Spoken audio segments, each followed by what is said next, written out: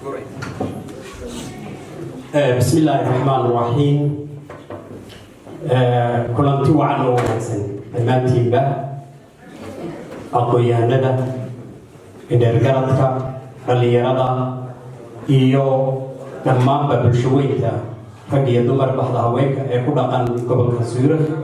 يبدأهم بدل كسويسكا يضد بدل ودي بدي نوعي تبعي كسبيجان كسوق يقلها وروح بدل mal kale mar kale iyo madal kale aynu isugu nimidnay daahfurka ama bandhiga furitaanka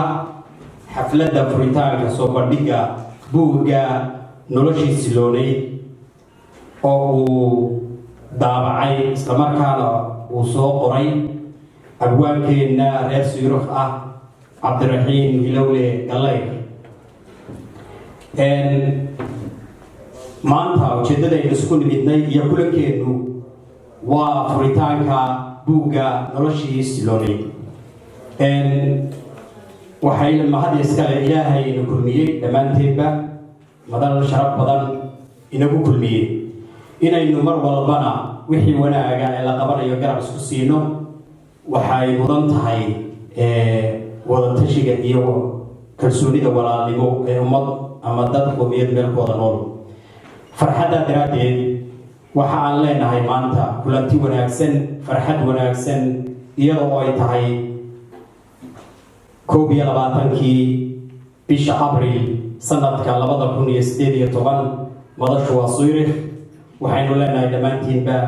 furitaan iyo kulanti wanaagsan maadaama aynu nahay dad islaama waxaynu ku furan doonaa aayadaha quraanka kariimka waxaan ku soo dhaweynayaa insha Allah ta'ala Sheikh Ahmed Salim أيحسب الإنسان أن يترك سدى ألم يكن نطفة من يمنى ثم كان علقة فخلق فسوى فجعل منه الزوجين الذكر والأنثى أليس ذلك بقادر على أن يحيي الموتى صدق الله العظيم. أسئلة ولالكي عبدالرحمن الكريم ويسوي نفسه قد بدونا مع العلمة iyo hawsha laga galay buugaba intaba soo dhawaad السلام عليكم ورحمة الله وبركاته. waxaan doonayaa markaan inaan ka sheego iyadoo mahadcelina mahadcelintaas oo ku gudbinayo dadweynaha halkan nagala soo qayb galay dhammaan intii gobolka soo degan dadka intiisa badan ee gobolada shishe looga yimid waxaan kaloo gaar ahaan rabay inaan ugu mahadnaqo gudoomiyayaasha loo yimid maanta halkan sida gudoomiyaha habdhaqan football farbaan Cabdiraxiin oo halkan la jooga gudoomiyaha habdhaqan uri xaajidii oo halkan isaguna la jooga iyo xoog hayaha gobolka Suug oo halkan la joogto habdhaqanuna waxaan kaloo doonayay inaan u mahadnaqo habdhaqan naruro waa kooxda fanka oo caawa mataleyso xawa xarago waxaan kaloo u mahadnaqi lahaa dadweynaha ay nooga yimid dalka dibadiisa dadkaas oo badankoodu hawshoodii iyo dadkoodii gaarka ahaa ayntay noo soo wada dhigeen dalaada halkan u yimiday horta mahadnaq gaaradeed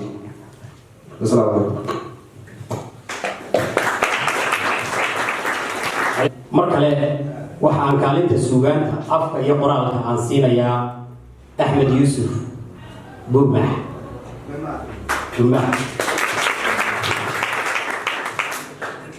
السلام عليكم ورحمة الله وبركاته.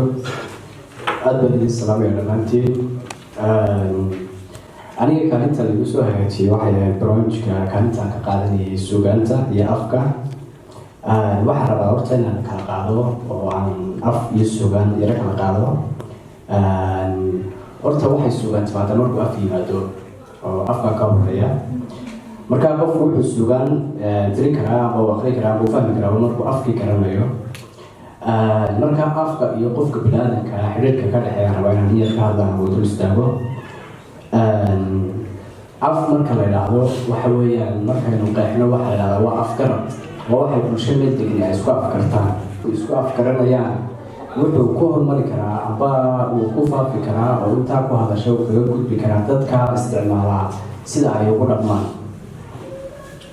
imanka marka laga hadlayo luqadaha ugu mareenka luqadaha ugu badana caalamka lagaga hadlo waxaa ka mid a luqadda ingiriisiga. dadka ingiriisiga amba dadka ingiriiska u dhashayna maaha dadka dunida ugu badan waa laga badan yahay, laakiin waa juhdi ay geliyeen iyo waqti ay geliyeen inay luqadooda noqoto luqad adduunka inta ugu badan ay qof walba wax ka yaqaaneen laakiin qof walba wax kaga hadlo. markay tahay xiriirka luqadda iyo qofka ka dhexeeya qofka iyo luqaddana xiriirka ka dhexeeya rabaa inaan iyadana yara dul istaago. qofku wuxuu qofku yahay luqadda. adigu waxaad Soomaali ku tahay oo aad kaga duwan tahay Itoobiyaanka iyo Eritreyaanka iyo Switzerlandka waa luqadda. waxaad Soomaali ku tahay waa luqadda. marka muhiimaddu waxa weeyaan horta qofku inuu ogaado wuxuu Soomaali ku yahay amba waxa uu sheegay inuu ku yahay waa luqadiisa. waxa dhacday marka waxaan leenahay dad aqoon-yahanaa anigoo waa layga weyahay oo macalinkayga baa fadhiya Galayr tire Axmed Yaasiin oo aaban malaynaya dadkii ugu horreeyay la geliyay baa isna la fadhiya lagu mahadcelinaya. waxaa la yara kaftabayaa saaxiibka tire oo barigii hore waxaa la odhan jiray marka la sheekeysanayo waxaa la yidhahdaa afku af Soomaaligu wuxuu ku dhashay baa la yidhahdaa koonfurta moogtay waqooyiga uu ku barbaaro Jabuuti uu ku dhintay baa la odhan jiray moogtay. laakiin taas anaa beeninaya maanta oo ninka ugu firfircoon af Soomaaliga dabagala waa tire. taasina horta maamaada in hala beenino weligood la xidhay afku. haddana afka halkaa kaga yimaado waa sugaantan usoo noqonaya iyo isticmaalka. way markaad afkii fahanto afku ma aha inaad wixina fahmi karto kuna hadli karta afkuu ka balaaran yahay. oo waxaan filayaa intayna halkaa fadhiida in Soomaaliga si fiican u qoraysa inay nagu yar tahay. waynu qornaa laakiin si aynu isu fahmno baynu qornaa. sugaantan soo yar dul istaagayaa oo kolley waqtiga kooban oo waqtiyana loo qabtay. sugaan markay noqoto waa horta dhigaal qoraalka iyo dhigaal qoraalka Soomaaliga waxaa la qoray 1972 iyo 1972 intii u dhaxaysay. laakiin intii koreysay Soomaaliga way noolayd waxna way akhriyeen waxna way tirinayeen. laakiin inta wax qortay inkastoo badankooda ayna waxba qorin waxay ku qori jireen Ingiriisi iyo Carabi.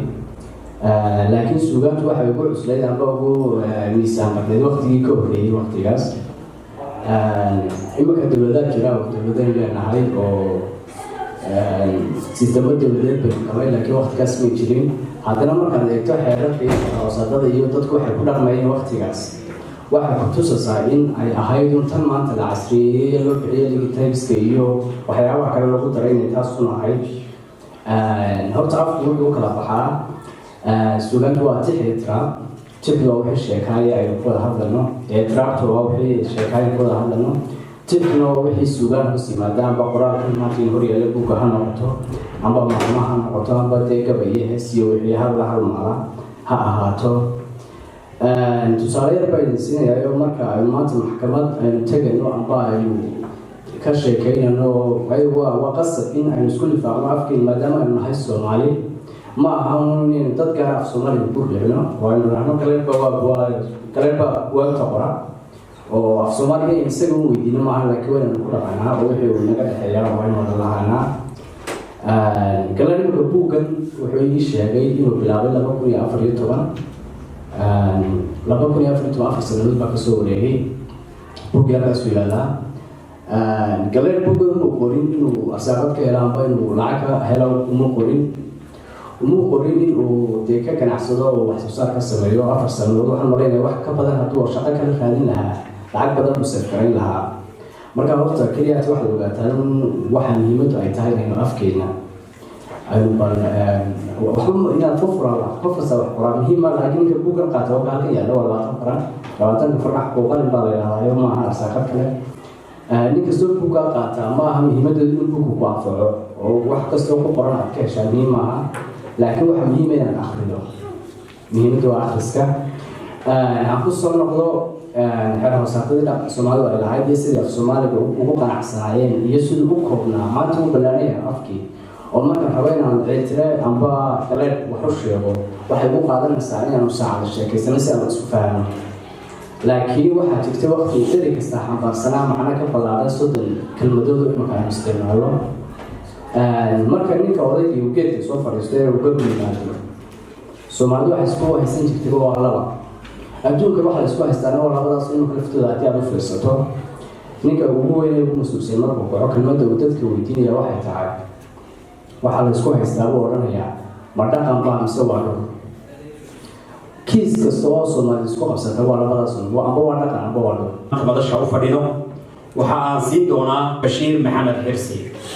Bashiir Maxamed Xirsi والله Bashiir Maxamed Xirsi iyo Bashiir Nuur Xirsi كان هذا في دينه وناسين دمانتين مرتشرات كاسو الجلاير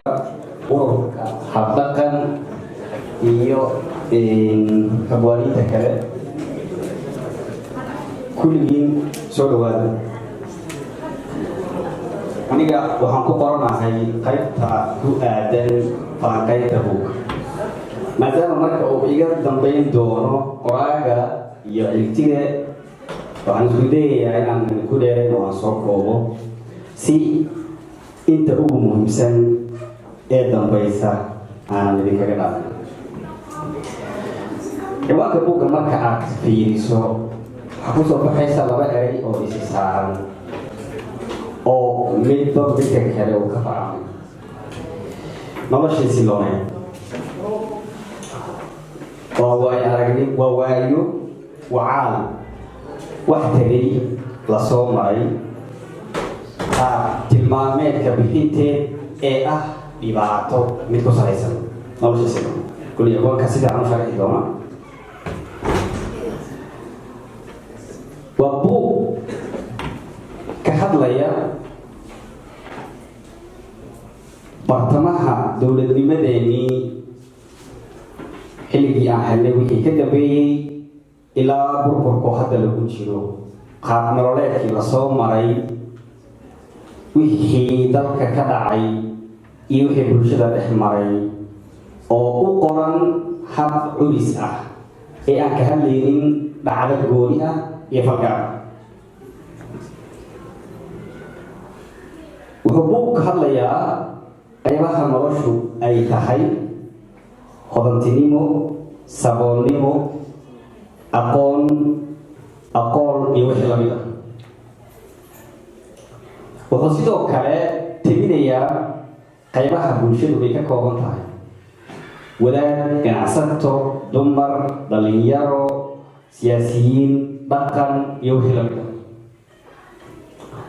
sheekadu waxay ku dul wareegaysaa magacyada ay ka midka yihiin Barrow Caashakayf Cali Jirdac Abu Salmaan Dalmar Hanad Samatayere iyo qaarka inta badan buugaagtu waxay u kala baxaan saddex marka la qorayo mid ka hadlaya aqoonsi cilmiyan ah inta loo baaray gudbinteeda la taminayo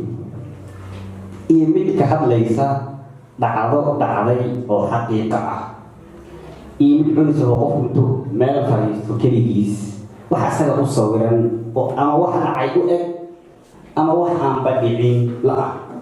dadhaasa qaabka Abwaan Galayr uu buugga u qoray waa qaabka culiska ah oo ah hababka wax loo qoro midka ugu dhibka badan maxaa yeelay waxa aad qoraysaa ma ahan wax aad meel ka soo xiganayso waa midda koowaad labo ma ahan wax aad leedahay waxaan kaga tusaale qaadanayaa wixii hore loo qoray saddex ma ahan wax aad leedahay waxa aan qorayo waxaan ku saleeyay dood cilmiyeedkaas go-aankii laga gaaray marka suugaanta maadaama laga hadlay qiimaheeda iyo kaalintii afka ku leedahay suugaanta la sheego waxa ugu adag waxay tahay qaabka buuggaani uu u qoran yahay oo kale oo xataa ka dhib badan maansada caadiga ah marka la tirinayo maxaa yeelay maansadu inta badan xooggeedu waa hibo qofka waxaa laga yaabaa isagoo 12 sano jir ah inuu tiriyo wax jaad la yaabaysa laakiin inuu buuggaa isku xiran ee habkan u qoran uu sameeyaa bay adkaanaysaa isla qofkaas sidaa darteed way adag tahay in la helo qof labadaba isku darsaday waa badanaa sheekadu marka waxay ku saabsan tahay noloshaas dhibka badan ee lasoo maray ee kulley aniga iyo inta igu da-da ahi ay ku indha fureen inta iga yarna ayba ku dhasheen saddexda fac ee nolosha isaga daba timaada mid inta aniga ila fac ahay wuxuu u yahay kay wixii ay soo mareen ayuu kaydinaya inta aniga iga yarna wuxuu u noqonayaa cibro qaadasho oo walaalahood ama waalidkood wixii ay ku soo koreen inuu hor yaado inta waaweyn ee waalid noogu aadanna wuxuu ku noqonayaa maragfur foolxumadii iyo dhacdooyinkii murugada lahaa ee ay waddankan hooseedka u noqdeen inuu ku dambeeyo marka amaan ku dheeraanaynin buugga waxaad ka helaysaa waxa ay tahay ee quruxda badan afka uu ku qoran yahay oo ah af fasiix ah erayo mug leh weero qurux badan iyo isku xir aada u farshaxaysan sidoo kale habka qoraalka oo ah asagana run ahaantii mid cajiibkiisa leh iyo cuniska iyo hal abuurnimo oo run ahaantii qofka Galayr yaqaana ee sugaantiisa iyo qoraaladiisa wax ka akhriyay uu marag furayo qofkan hore u arkinna buuggan uu u noqonayo cadayntii uusan u baahnayn inuu meel kale ka raadiyo taas waxaa kugu daliil ah waxaan rabaa keligiis in aan idin akhriyo 5 sadar oo buugga ugu horeysa noloshiisa hore wuxuu ku bilaabanayaa sida xilligu wuxuu ahaa xilli kuleed kul iyo hubaar ah oo xambaarsanaa sansaan dayac iyo murug leh wuxuu ahaa waqti uu dareenku soo gudbinayay isnacayb iyo kala irdhoobid siina fogeynayay nabadii wuxuu ahaa samin si cadantooyo iyo garasho xumi ah loo sii kala duujiyey walaalihii iyo sokoyihii abka ab isa soo jeclaa ee deegaanka jaalka ku wada ahaa sida farxadda iyo deris wanaagga ahaydna u soo dadaba habkaas cajiibka ah iyo isku xirkaas quruxda badan iyo mid kasii wanaagsan ayuu buuggu u teginaya maragfogda marka laga soo tago buugga noloshii Silooneed waxaad ka helayso waxay tahay nolosha waxa ku xeeran ee ay tahay cashar wixii ku soo maray inaad ka qaadatid way aragnimo waa nuxurka buugga fariinta uu soo tabinayo dhibaatadiina soo martay in ay noo noqoto wax aan way aragnimo ka qaadano ee aan ku bedelno qalab aan samaynay ama aan uga hortagno mid kale oo dhici lahaa wamaasantii qofku marka uu jeclaado inuu afkiisa barto wuxuu ka gaadhayaa heer faa'iido wanaagsan waxaan xasuustaa sheekh khayr allah siiye ka mid ah musheekhda Soomaaliyeed ayaa waxa uu yidhi ilmuhu diinta waxa uu ka bartaa inta uu afkiisa hooyo ka yaqaan hadduu afkiisa hooyo in yar ka yaqaano macnaha sida loogu fasiraya diinta fahamkeedu inkastuu fahmo way ku yaraanaysaa waa nin afsoon Soomaaliya oo af Ingiriisi lagu fahamsiinayo laakiin markuu afkiisa hooyo Soomaaliga uu ka dheregsan yahay ilmahaasi xitaa caqiidadiisa iyo diintiisa wuxuu ku qaadan karaa afkiisa hooyo ku fahmaya maasha allah tusaalayaasha uu soo sheegay walaalkii Cintire waa wada runtii ninka abwaanka ama curiyaha ama wax sameeya markastaba inuu dhaliil iska eego inuu jid hore oo la maray iska ilaaliyo inuu iska eego maxaan dhahdaayey kelmadda qalooca kelmadda dareenka kicinaysa waxaasoo dhan ayuu ciriiri halis ugu jiraa waxbayaan hadal idinku daalin bal aan bu'dii iyo murtidii iyo ujeeddadii iyo bandhigii buugga iyo abwaankii qoray baan idii kala baxo waxaan makarafoonka siinayaa walaalkay abwaan qoraa aan idhaahdo maantana cabdiraxiin ilowle galayr fadal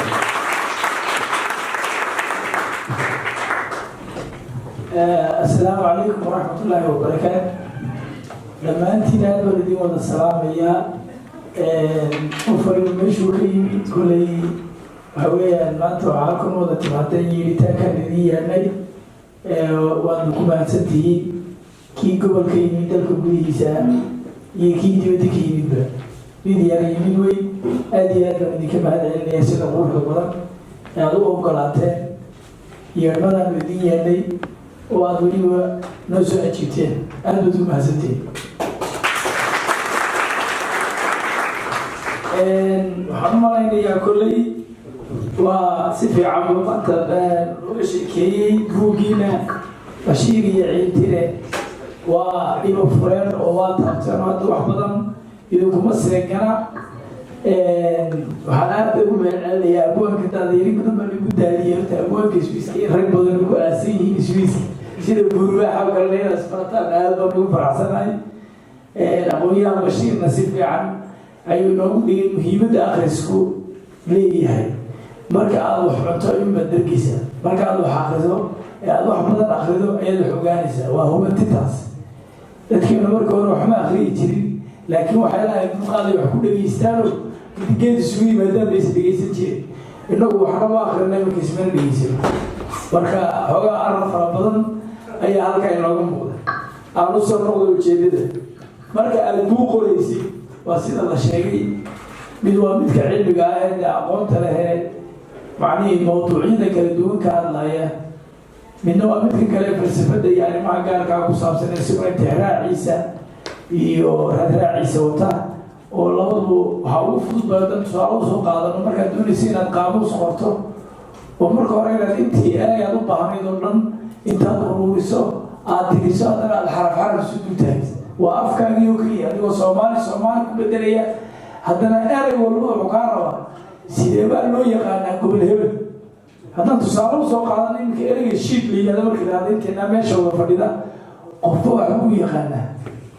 mid baa odhanaya shiida dad maxaa u taqaana odhanaya musaaradan u aqaano shiidsanaa mid kale dad weydiiso xugule dhagax la tuuraan u aqaana mid kale dad weydiiso xugule shiidka waxaa la shiiday u aqaana ku yeelo mid kale dad weydiisay wuxuu ku leeyahay shiidka haa waa dirac baatiga dumarku xidhaan waa halkii arag ma ku qaldana midna kuma qaldan markaad qoraysid qaamuus maxaa lagaa rabaa afartii qofka inaad midalba qanacsid waa tiraahda ereyga shiid haa saasna waa la yidhahdaa sidaasna waa la yidhahdaa sidaasna waa la yidhahdaa waa raadraaca markaan ka hadlayno waa ul badan yahay qofkan markuu wax qorayo waa shaqo aada u fara badan inkastoo ay balwad tahay oo qofka bartaa isagoo mar walba uu jecel yahay akhriskuna waa sidaas oo kale marka buuggan markaan qorayay ujeeddada aan u qoray ayaa waxay ahayd burburkii dalka ka dhacay waxaa laga qoray buugaag badan rag aqoon-yahan ah qorayaal ah siyaasiyiin ah doctor ah professor ah corneyl ah nin waliba dhinac buu iska taagay nin waliba markuu waday fikirkiisana ku darsaday waxaa la yidhi xaggaas u jejeeda qoladaas waa jabadii u taageersay dowladdii gacaankii u taageersay qolo eeda ku hoostay marka midba buugga waa si u taageersay meelka kale u mucaaraday waxaynu ka markhaatinaayna burburkii dhacay inay ujeedadiisoo dhan ahayd colkudhac oo tuuga ku ciidamis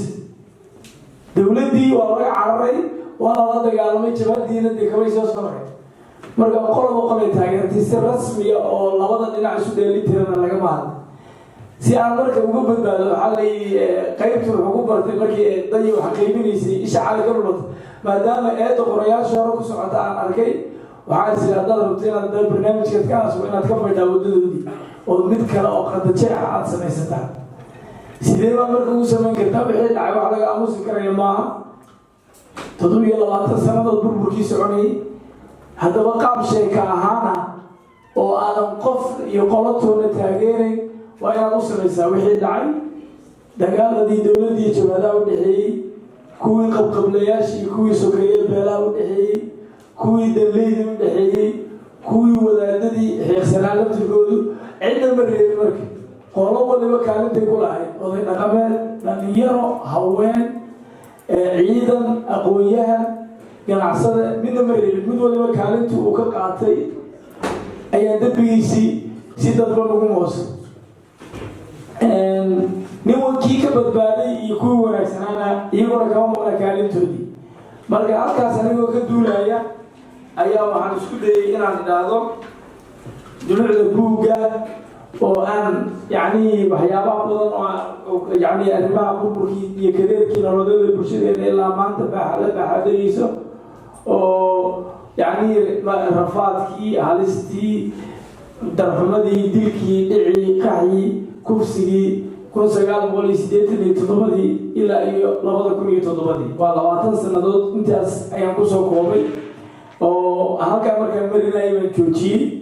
marka horta ujeedada buugga halkaasaan rabay inaan abaaro maxay tahay burburkii dee waa ninku markaa dagaalkii labaad adduunkii dagaalkii dunida filimo badan baad ka daawateen qofkeenna muu joogin laakiin filimadaasi waa sheekooyin la qoray oo laga kaydiyey kadibna loo gudbiyey qaab dhaqdhaqaaq iyo action ah oo aynu u daawanay marka goobjoog baad ka tahay dagaalkii siduu u dhacay kornay hebel ciidan buu hogaaminayay meeshii la isku galay magaaladii la isku galay intii dagaalku soconayay ciddii duulaysay wixii dhan waa lagu soo gudbiyey qaab noocaas oo kale hadda waxaynu isku dilnay qaabdaradaynu isu dili jirnay iyo foolxumadii meesha taallay ayaa sheeko ka dhigay waxa uu sida uu sheegay ciidtire sheekada horta handooro badan baa ku jira oo matalaya oo ka dhex muuqda waxaase ay bilow iyo dhammaad ku socotaa wiilka yar ee isaga oo sanad jira aabihii iyo laba walaaladiisa ay ku dhinteen dagaal 1987 dabadeedna hooyadii iyadana duqayn kale ay ku dhibatay dad waxaa uga soo haray ayeydii way la qaxday magaalay la tagtay magaalada duleedkeedii iyagoo buuro uga dhisan yihiin oo u soo qaraabta ayaa maalintii dambena islaamtu iska xanuunsanaysay tii alooti waa 3 jir cid iyo ciirsi u haysta male haddii imika meeshan aynu joogno wax ka dhacaan qof waliba cagiisu ceersanaya bal qof curyaan haddii wax ku dhacaan xagee ugu ordi karaya ama mid indhala ila meel wax ka xigaaba ma garanayo ilma carruur oo 3 jira oo intii dhib ee inaga xataa ina soo qixisay halkanina keenay ay korkiisa ka dhacday lana kowsaday ayuu ka hadlayaa rafaadkii ay soo martay isaga halkay ku socotay ka mid tahay laakiin way ka ballaarantahay sheeko waxaan kaloo rabaa oo dhowr jeer la weydiiyey telefoonana laygu weydiiyey baraha bulshadana laygu weydiiyey ereyga siloon oo aan qaatay nolol wan iska wada garanaynaa oo waa nolol jirta marka waxaa la wada siloon maxay tahay dhalinyaro fara badan baa i weydiisay macnihii silad marka la yidhaahdo erey waliba wuxuu ka bilowdaa hal fal oo magaca waa wax xun ha xumaade waxaas xumaan keliya kuma koobne diif iyo darxumo iyo silic iyo dacdar iyo rafaad oo dhan baa ku jira marka nolol siloon oo aad iyo aad u qaab daranayna soo mara min isku diidan horta oo qofba meel ay ku qabsatay noloshaas iyo ereygaas waxaa ku xushay ayaa maxaan rabaa inaan isagana bal waxaa la yidhi ereyga kolley maanta miidiana way joogtaa dhowr jeer baa la weydiiyey sidii uu sheegay burmaax kaydka aynu leenahay marka afka la isku qabsado sugaanta lagu kala baxo oo ereygaas caddayntiisa keena marka dhowr tuducood oo sugaamadii soomaalidu ay tirisay oo isla ereyga ku dhex jiro laakiin aan mawduucan ku saabsanayn aan rabo inaan ereyga ku xaqiijiyo ayaan doonayaa inaan idin maqashiiyo ninba isagoo soomaalida la yaaban baa wuxuu yidhi sidii bay u seetaysan tahay sidigtii maandeeqe sudhihii ma daaqaan halihii geedihii sare ee goloolkii rag baa seetayo suu la yuuriy suu waad garanaysaa ma noolaynaya oo suugii dhacaya weeyahay oo rag baa waxidhaba suu ku wareejiyey sidii aad u eegtaba dalkii kayntii laga suuliya halkiisa mana heehaami jirin saaka waa gibila saxal baa ku yuurura garaan samihii loo diidiyey ilaahii nimcada siin jiro waysi loo tahay xaaladu waa adag tahay ilaahay dadka u gargaari jiro xataa meelaha idaaqay ragba koostida xooluhu daaqi jireen maanse kale oo ka mid ahayd silsiladii caanka ahayd ee siinley oo abwaan xasan cilmi diiriye allah u naxariistay uu tiriyey ayuu isna wuxuu leeyahay xaajadu siloona soomaaliyo idin saloway ku kicisee sanqaraha baxaayo sooyaanku waa maxay masac baa idiin dhalay dibi laga sidkaayo salayna au shiratee isna wuxuu sheegaya inay mid kaloo kasii darantaasi tahay waxaa laga jooga oo nool 40 sannadood daana bay sheegin silsiladii siinley nin kaloo isagana la yidhahdo waa maxamed xuseen faarax ayaa wuxuu yidhi nin saawiyey salaadaha ku noqoy laba sujuudooda 60kii haddaan segnay talo sibirna duuflaamnay wax sawaaban oo silan haddaan sahal ku taageernay salfuleed haddii aan u sacbinay sababtii mawdkeenna sulaxyadii khiyaaniye waxaan balase waafraacnay 100 sano inaan weli la sixin qaladka seeraaray oo aan sartii abid la garan waa sabcaanimo sawma eegto ilaa sabanudiin dhagarta soomaali markaa siloon waa wax aad iyo aad u dhibaato badan oo weliba dhibaato keliya aan ku koobnayne yacnii intii xumaani jirtay ama intii dhib jirtay oo dhan baa isugu tageen noloshaas innaga wayna soo martay qax iyo cabsi iyo dil iyo dhac iyo boob iyo waxaa ku wadno kurkur oo dhan noloshaas oo siyaabo badan oo kala duwan qofka u saamaysay ayuu buugu ka hadlaya waxaa inta badan qof waliba dee marka uu xaaladda xumaato meel buu iska taagaa sheekada waxaan awooddeeda saara inaan kusoo bandhigo dhaqamo iyo alabyo badan oo bulshadeena ragaadiyey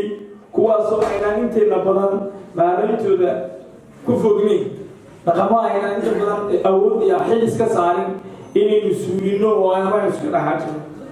waxaa ka mid ah ubadka derbijiifka ah ee agoonta ah derbijiif marka aada maqashid inteena badan waxaan u naqaana ilmo yaroo xumaadayo saacadayo hooyadii aabihii ku caasiyeyo cararayo dabadeedna banaanka iska tigi waa sideed markiiba u niyeysanay oo baalashle ama baabuurta dhaqaan waxaas laakiin midna intaynu gacanta ka soo qabanno inteena waxaa laga yaaba inuusan jirin qof weydiiyey war maxaa ku keenay meesha waxaa laga yaaba inuu soo ambaday oo soo lugay oo hooyadii aabihiiba waayo oo cid allaalihi meel u ciirsado oo garanay waxaa laga yaabaa inuu kuwii dhalay dhinteen waxaa laga yaabaa in la soo xaday qaab unbuu meesha ku yimi laakiin cidina ma waraysato marka kuwaas waa kuwa aynu maaragtay dhibaatadu ay saamayso ee ilaa haddada maantada aynu taaganahay aanan lahayn cid iyo ciirsi ay maaragtay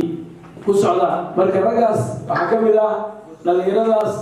kuwa aan ka soo qaatay sheekada arbayaasha ka ah iyo haldoorada samatar hanad doolil iyo darmal oo mid waliba isagoo oo yar intuu noloshaa la kowsado 20 sano ay saamayn badan ku yeelanayso buugu wuxuu ka hadlayaa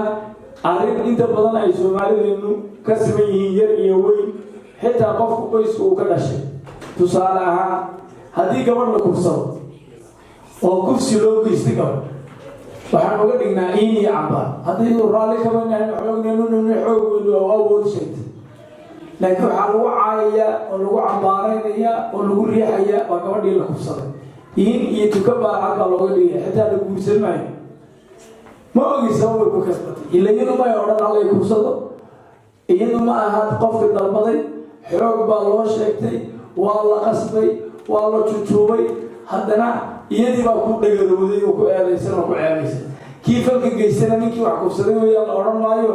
hadduu gabadh soo doontana waa la siinayaa hadduu guursanayana wuu guursanayaa waaba laba xiniyoodba cidla hadlaysaa ma jirto qofkii dhibana ahaana isagii baa eedaysan marka waa cadaalad darro dadkeena iyo bulshadeenu aad iyo aad ayna awoodda u saarin inay suuliso ummad islaamana waynu nahay dhinac walbaa dadka eegtana arrimaha noocaas oo kale oo dhaqan aynaan weli ku baraarugin ama dagaalamo waxaa ka mid ah gabdhaha iyagana guurka lagu qasbo oo iyagoon raalli ka ahayn qof ama aan ku da ahayn ama aan ku ayni ahayn madaxa inta loo geliya haddii la dhaafsado waalidku gabadha guurkeeda inuu tala ku lahaado waa wax wanaagsan meel wanaagsan u ishaaro wixii wanaagsan ee ula timaado kula taliyo laakiin inuu haddana isagu rabitaankiisa iyo inuu ka dhigto hanti waa isagu leeyahay iibsanayo ama meeshuu rabo marinayo laftigeedu way xun tahay marka waa qaybo ka mid a sheekada oo ku jirta dadka matalaya waxaa ka mid a dhibaatooyinka buugga uu ka hadlaayo oo iyada ubadka lagu furo ee reerkii ama ubadka dhalay ama ninkii dhalay ee lagu colaadiyo lagu xumeeyo ubadkaasi ciifada iyo cadaawada uu qaado hadhow wuxuu noqonayaa qof dadkao dhan nacab cidna asxaan aan u falin dhibkii loo geystay mid ka daran geysta maxaa adigaba kaa galay aabbaha madana waa kii sidaa ku yeelay xataa aabihi asxaan u samey maya cid kale iska daay marka cuqdad iyo cadaawad iyo ciil buu ku koray waxaa jira guurka hooyada carruurta oo ragga marka qaar markay guursadaan aanay ubadka ula dhaqmin sidii ubadkoodii oo kale ee uu colaadiyo ama hooyadii ku hordilo ama uu isaga dilo taasoo laftigeeda iyagana ku beerta inuu ilmihiina bahal noqdo oo dagaalamo oo maaragtay uu xadgudbiin badan dhowto nolosha la yimaado marka waxyaabahaasoo dhan oo isku milan oo qaab sheeko ah oo mid waliba meel ka soo gelayo waxaa ku jira iyo laftigooda aan ka maqnayn ubadka aan waalidkooda tixgelin ee caasi waalidka laftirkiisu ama aabihiisu hantiila ah xoolaha ku tunta iskaga fatahaada wuxuu raba sameeya yani hadhowta markuu aabihii ama waalidkii waayo dib uga shallacay ogaado wixii uu maaragtay iska hadleeyay iyo fursad u haystay marka sheekadu meelo fara badan bay taabanaysaa waa sida uu sheegay ciiltire ilmaha yar dhexdiisa uu soo marsiiyey si aad ulu aragto qof aan ehel iyo asxaab iyo aqribo midna lahayn oo keligii nool waxaa ku jirta meel isagoo derbi ku dhegan oo koola dhuuqaya inankaa inay samataan ayuu wuxuu maqlayaa wadaad si fiican wuxuu adeeyey naxariista ilaahay ka sheekeynay wanaagga ilaahay ka sheekeynay qudradda ilaahay ka sheekeynay deeqa ilaahay ka sheekeynay marka samatargaalna maaha muslimna maaha ila isagoo 3 jira waalidiintii dhinteen ciidana ma aysan qaban baxdo wuxuu isweydiinaya ilaaha wanaagsan jiro aduu goorbaad la kulmaysa wadaadadu maalin walba waa baraamo sida uu sheegay ciidiro dee nin gacanta ka soo qabtay yidhaahdo ilaahay dartiiba kuu korinayaa ma jiro oo yidhahda carruurteeda biriiska la cunto haddana markuu masaajidka tago wadaadku wuxuu leeyahay agoonta wadiil qurba walyataama kan kuu dhow iyo agoonka wuu ogaya sookiiso ag mara hadeerta wadaadka agoonkii raayaan cidba haysan hooyada iyo aabbaha aan lahayn laakiin agoon waxaan u naqaanaa inagu ka guryaha dariskeenaa joogay hooyadana ama rajada aabood u nool yahay kaasi qayb ka mida waalidkii waa haystaa kii labadaba waayo inaan adeerka wanaagsanayn aan artiga wanaagsanayn aan eedada wanaagsanayn aan amriirta wanaagsanayn amaba aanba ogeynba meelay joogaan ciisirada ku koran yaa u maqan kaas ilaahay baa u maqan marka samatada noloshaasi caya rafaadka intuu ku dhex koro oo ku koro oo ku weynaado ayuu ilaahay wuxuu soo dirayaa dad gargaara ama ha xumaadaan ama ha samaadaan laakiin noloshaas wuxuu ku bedelayaa mid wanaagsan heerna uu ku gaaraya weliba wuxuu noqonayaa qof naxariis badan oo gargaar badan oo dadka dayaca ka ilaaliya maadaama isugu dayac fara badan soo maray iyagoo kooxa bay sidaa kusoo barbaarayaan wax badanna way bedelayaan wax badanna dalka u qubanaya waxaa kaloo jirta marka laga yimaado dadweynaha caadiga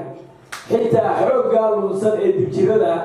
dowladdu si fiican ugama aysan faa'iidaysay dhammaan dowladaha soomaaliya oo dhan dowladdii gacaanka oo keliya ayaa ka faa'iidaysatay waayo carruurtaas haddii la koriyo waa kuwo dalka iyo dadkaba daacado noqonaya xataa qabiil ma yaqaanaan calooshooda yaqaanaan iyagu haddii wax la siiyo la barbaariyo la tababaro la yidhahdo dalkan waa idin hooya dowladduna waa idin aabe si fiican baa looga faa'iidaysan karay ciidan bay u noqon karayaan shaqaale u noqon karayaan laakiin cidna kama faa'iidaysan marka dayacaas faraha badan iyo dhibka ina soo maray 20 sannadood ayuu buugani si weyn u falanqaynaya kolley haddaan bayj u rogno ama sheekayna ka sheekeyna ciiltida iyo buuggeedii ka sheekeyn mayno oon idin dul marana marka waa caynkaas waxaan ugu talagalnay in aydan daalin aan marka hore barnaamijkiisa wada raacsano ودي بين كده مكانه دمان هذا الجديد أنا بسكت بينه أن كذب أنه حقايره بيريف تكانه أنه عشانه أبرة وعنه والمسوس الرقمنا بوجا قفكي يبسمية يقفكي سؤال كقبابا مركا يومين تعلم منا المسوس الرقمنا وأنا يرى له هذه سنة بيكون راجيني وحنوم لنا إن الدرجات السبوع جنو أدي أدبنا دوما سنتي كسبنا بقلتان كيني إيماتي كينا هذا وحير بالبوسي كنا بوسا كدنا ويديمي يبنان كينو باينو علي يكون وقت دير لغو مقاطن دونان آدي أدبنا سنتي